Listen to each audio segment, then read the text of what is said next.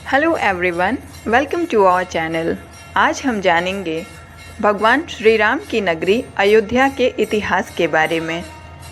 हमारे भारतवर्ष में भगवान श्री राम अत्यंत पूजनीय हैं और आदर्श पुरुष हैं तथा विश्व के कई देशों में भी श्री राम आदर्श के रूप में जाने जाते हैं, जैसे नेपाल, थाईलैंड, इंडोनेशिया आदि में। राम रघुकुल में जन्मे थे, जिनकी परंपरा रघुकुल रीति सदा चली आई, प्राण जाई पर बचन न जाई की थी। ब्राह्मणों के अनुसार भगवान राम न्यायप्रिय थे। उन्होंने बहुत अच्छा शासन किया, इसलिए लोग आज भी उनके शासन को राम राज्य की उपमा देते हैं। इनके दो पुत्र हुए, कुश एवं लव। वैदिक धर्म के कई त्यौहार जैसे दशहरा, रामनवमी और दीपावली श्री राम की वन कथा से जुड़े हुए हैं। रामायण सदियों से भारतीयों के मन में बसता आया है और आज भी उनके हृदयों में इसका भाव निहित है। भारत में किसी भी व्यक्ति को नमस्कार करने के लिए राम राम या फिर जय सिया राम जैसे शब्दों का प्रयोग में लाया जाता है। यह भारतीय संस्कृति के आधार हैं। श्री राम के काल में भारत 16 महाजनपदों में बटा हुआ था एवं महाभारत काल में भारत 18 महाजनपदों में बटा था। इन महाजनपदों के अंतर्गत कई जनपद होते थे। उन्हीं में से एक था कौशल महाजनपद। इसकी राजधानी थी अवध, जिसके साकेत और श्रावस्ती दो हिस्से बाद में हुए। अवध को ही अयोध्या कहा गया।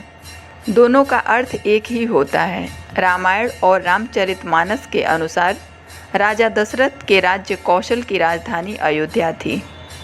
वाल्मीकि रामायण के 5वें सर्ग में अयोध्यापुरी का वर्णन विस्तार से किया गया है, जिसमें बताया गया है कि सरयू नदी के तट पर बसे इस नगर की रामायण अनुसार सूर्य के पुत्र वैवस्वत मनु महाराज द्वारा स्थापना की गई थी।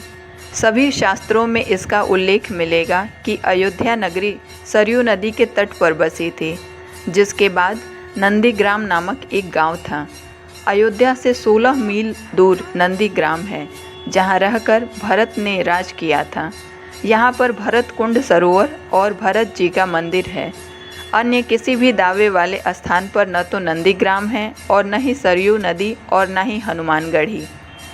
पौराणिक कथाओं के अनुसार ब्रह्मा से जब मनु ने अपने लिए एक नगर के निर्माण की बात कही तो वे उन्हें विष्णु जी के पास ले गए। भगवान विष्णु ने उन्हें साकेत धाम में एक उपयुक्त स्थान बताया। विष्णु जी ने इस नगरी को बसाने के लिए ब्रह्मा तथा मनु के साथ देव शिल्पी विश्वकर्मा को भेजा।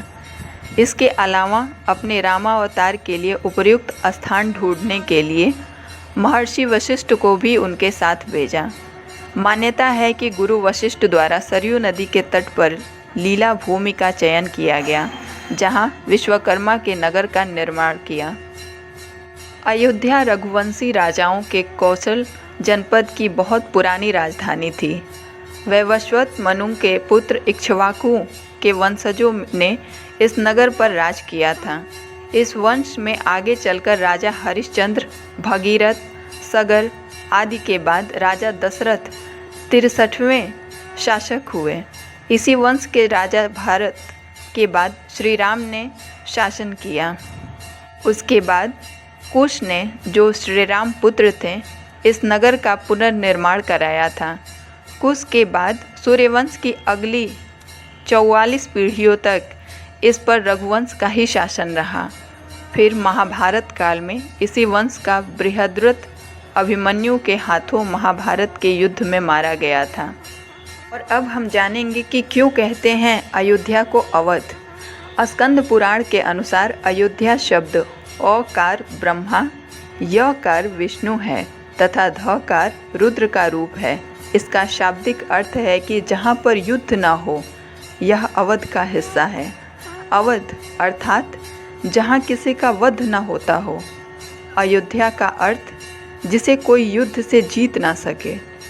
राम के समय यह नगर, भगवान श्री राम के समय यह नगर अवध नाम की राजधानी से जाना जाता था। बौद्ध ग्रंथों में इस नगर को पहले अयोध्या के बाद में साकेत कहा जाने लगा। कालिदास ने उत्तर कोशल की राजधानी साकेत और अयोध्या दोनों का ही नामोल्लेख किया है। महाभारत के युद्ध के बाद अयोध्या उजड़ सी हो गई थी, मगर श्री राम जन्मभूमि का अस्तित्व फिर भी बना रहा।